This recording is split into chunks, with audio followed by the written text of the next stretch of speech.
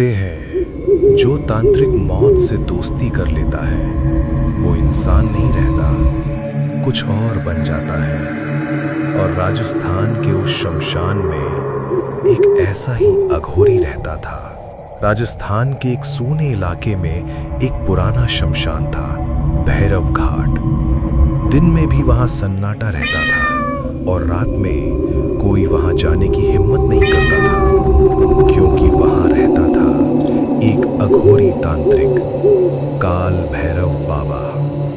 लोग कहते थे वो इंसान नहीं था, वो मौत का साधक था। उसका शरीर राख से ढका रहता, गले में खोपड़ियों की माला, आंखें हमेशा लाल, और सबसे डरावनी बात, वो जलती चिताओं के बीच बैठकर साधना करता था।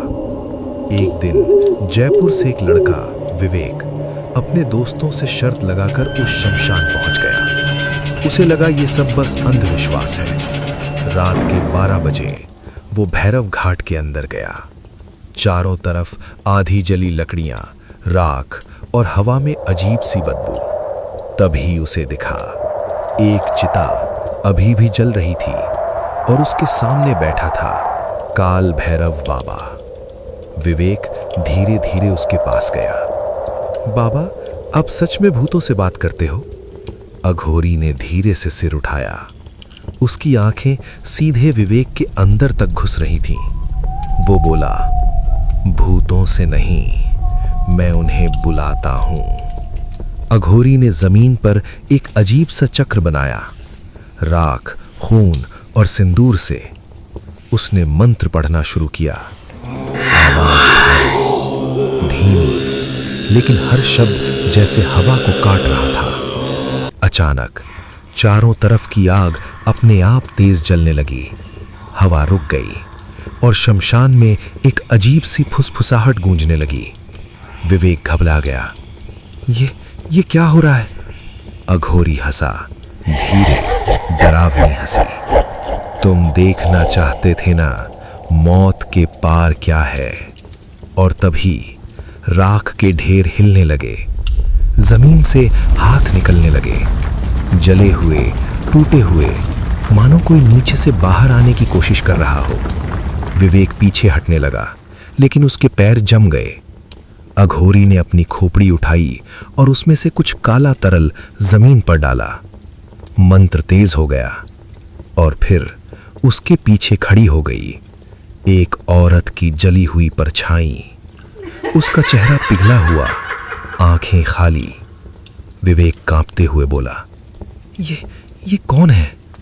अघोरी धीरे से बोला, ये मेरी साधना है, मेरी शक्ति। हर आत्मा जो अधूरी मरती है, मैं उसे बांध लेता हूं। और आज मुझे एक और आत्मा चाहिए।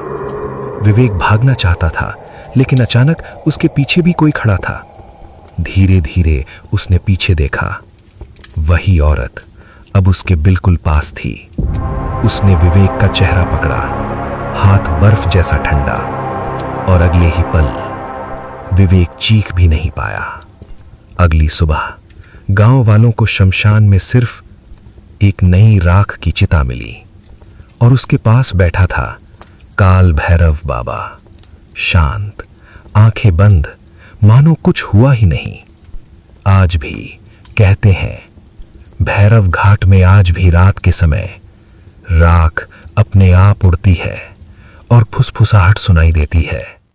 और अगर कोई गलती से वहां चला जाए तो अघोरी उसे देखता है, मुस्कुराता है और धीरे से कहता है, तेरी आत्मा अब मेरी साधना का हिस्सा बनेगी। अगर कभी शमशान के पास जाओ और कोई राख से ढका आदमी दिखे तो उससे बात मत करना, क्योंकि शायद वो इंसान नहीं, एक अघोरी तांत्रिक है जो अगली आत्मा ढूंढ रहा है।